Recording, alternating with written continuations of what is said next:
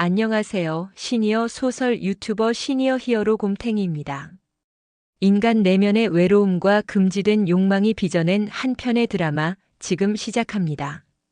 제목 60대 시아버지와 30대 라오스 며느리 외로움 끝에 피어난 위험한 사랑. 일부 1. 메마른 땅에 홀로 남겨진 이방인. 충청도의 한적한 농촌 마을, 흙냄새와 거름 냄새가 익숙한 이곳에 라오스에서 온 수아 32세가 살았다. 5년 전 코리안 드림을 안고 시집온 한국 땅은 그녀에게 더 이상 꿈의 장소가 아니었다. 버팀목이었던 남편이 허망한 사고로 세상을 떠나자 그녀는 어린 딸 소미 6세와 함께 낯선 세상에 철저히 혼자 남겨졌다. 시아버지인 박영감 65세는 묵묵히 땅만 일궈온 과묵한 농부였고 시어머니 김씨 63세는 아들을 잃은 슬픔에 잠겨 며느리를 살갑게 대할 여유가 없었다. 수아는 텅 빈 남편의 방에서 매일 밤소리 죽여 울었다. 그리운 고향, 보고 싶은 부모님, 그리고 먼저 가버린 남편에 대한 원망과 그리움이 뒤섞여 그녀의 마음을 핥히었다. 그녀에게 남은 것은 끝이 보이지 않는 외로움과 사무치는 그리움뿐이었다. 박영감은 그런 며느리가 안쓰러웠다. 아들을 잃은 슬픔은 제쳐두고라도 말도 통하지 않는 이국 땅에서 어린 것과 의지할 곳 없이 남겨진 며느리의 처지가 남일 같지 않았다.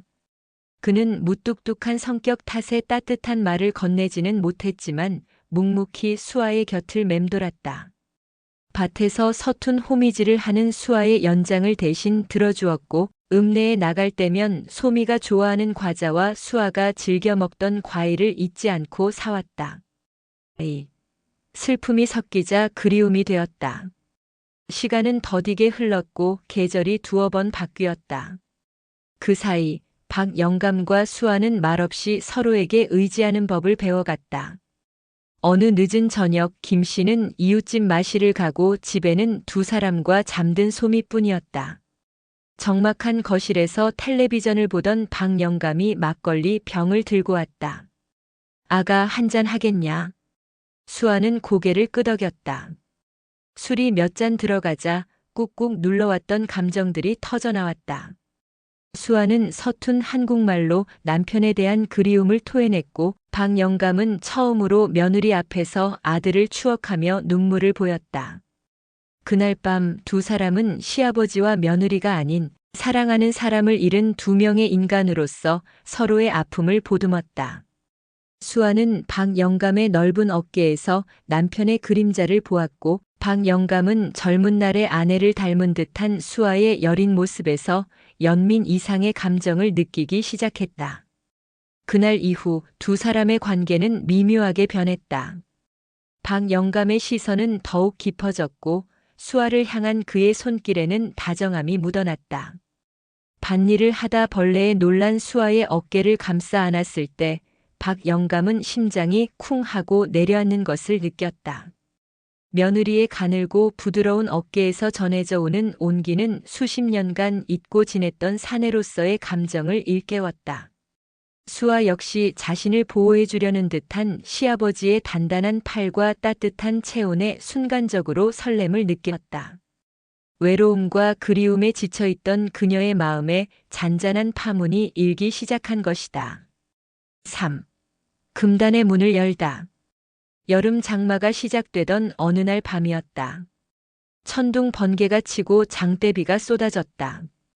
김 씨는 친척집 제사에 참석하러 가 집을 비운 상태였다. 낡은 시골집은 금방이라도 무너질 듯 으르렁댔고 수아는 어린 소미를 품에 안고 두려움에 떨고 있었다. 그때 박영감이 조심스럽게 수아의 방문을 열고 들어왔다. 아가 많이 무섭지? 내가 옆에 있어 주마.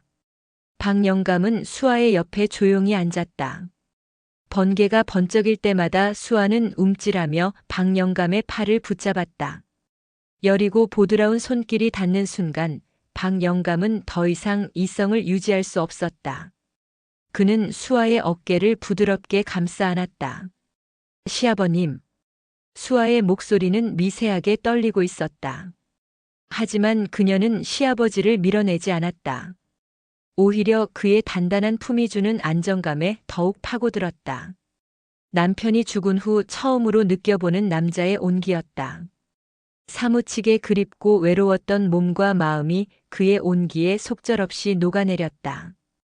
박영감은 떨리는 손으로 수아의 턱을 들어 올리고 그녀의 젖은 눈을 바라보았다. 더 이상 시아버지와 며느리는 없었다. 오직 남자와 여자 서로의 외로움을 채워줄 수 있는 유일한 존재만이 그곳에 있을 뿐이었다. 두 사람의 입술이 포개졌고 그날 밤 그들은 돌이킬 수 없는 강을 건넜다. 죄책감과 두려움도 있었지만 서로의 몸을 탐하며 나누는 뜨거운 사랑은 그 모든 것을 잊게 할 만큼 강렬했다. 그것은 단순한 육체의 결합이 아니었다. 서로의 가장 깊은 외로움을 어루만지고 채워주는 유일한 위안이었다. 2부 1. 비밀스러운 낙원, 깊어지는 관계. 금단의 문을 연 후 두 사람의 관계는 더욱 뜨거워졌다. 그들은 김 씨의 눈을 피해 아슬아슬한 밀회를 즐겼다. 김 씨가 밭에 나가거나 읍내에 볼일을 보러 가면 낡은 시골집은 두 사람만의 비밀스러운 낙원이 되었다. 박영감은 수십 년 만에 되찾은 청춘처럼 수아에게 모든 것을 쏟아부었다.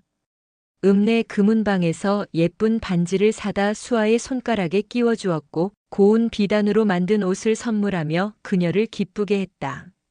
수아 역시 박영감과의 관계에 깊이 빠져들었다. 시아버지의 거칠지만 다정한 손길과 저돌적인 사랑은 그녀를 다시 여자로 태어나게 했다. 남편에게서는 느껴보지 못했던 격렬한 쾌감과 충만함은 죄책감을 잊게 할 만큼 달콤했다. 그녀는 더 이상 외롭지 않았다. 낯선 땅에서 자신을 온전히 여자로 사랑해주는 사람이 있다는 사실만으로도 세상을 다 얻은 듯 했다. 두 사람은 서로의 몸을 탐하며 외로움을 달랬고 덧없는 행복 속에서 현실을 외면했다. 의심의 씨앗, 균열의 시작. 하지만 비밀은 영원할 수 없었다. 아들을 잃은 슬픔에만 잠겨있던 김 씨의 눈에도 남편과 며느리의 변화가 조금씩 보이기 시작했다. 남편은 부쩍 외모에 신경을 썼고 며느리는 언제부턴가 얼굴에 생기가 돌고 부쩍 예뻐진 것 같았다. 결정적으로 김 씨는 장롱 깊숙한 곳에 숨겨둔 남편의 비상금 봉투가 텅 비어 있는 것을 발견했다. 그리고 며칠 뒤 읍내에 나갔다가 며느리가 금은방에서 본 적 있는 예쁜 반지를 끼고 있는 것을 보았다. 그 반지 어디서 난 게냐? 김 씨의 날카로운 물음에 수아는 당황하며 말을 더듬었다. 아, 그게 돈을 좀 모아서 제게 선물을. 내가 무슨 돈이 있어서 그런 걸 산단 말이냐? 김 씨의 추궁에 수아는 얼굴이 하얗게 질렸다. 그날 이후 김 씨는 두 사람을 예의주시하기 시작했다. 남편이 며느리를 바라보는 눈빛, 무심코 스치는 두 사람의 손길, 둘만 있을 때 흐르는 어색하면서도 묘한 기류.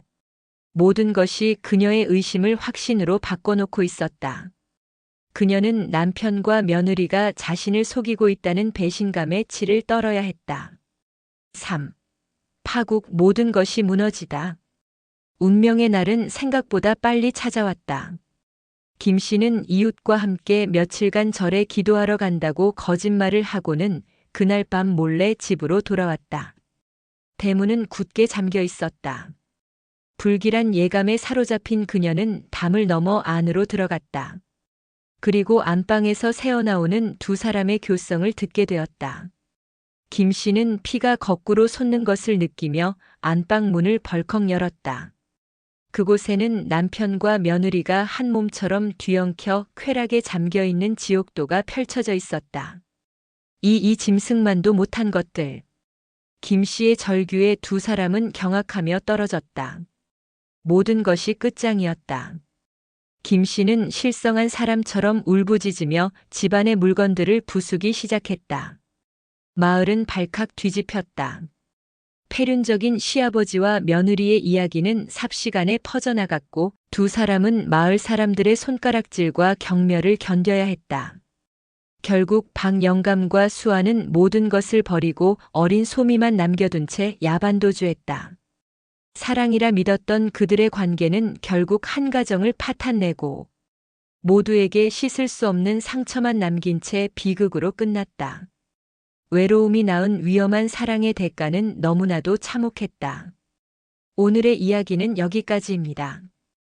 인간의 근원적인 외로움과 그릇된 욕망이 어떤 비극을 낳을 수 있는지 생각해 보게 됩니다. 다음 시간에도 여러분의 마음을 흔들 수 있는 깊이 있는 이야기로 찾아뵙겠습니다. 구독과 좋아요, 알림 설정 부탁드립니다. 여기까지 시니어 히어로 곰탱이였습니다.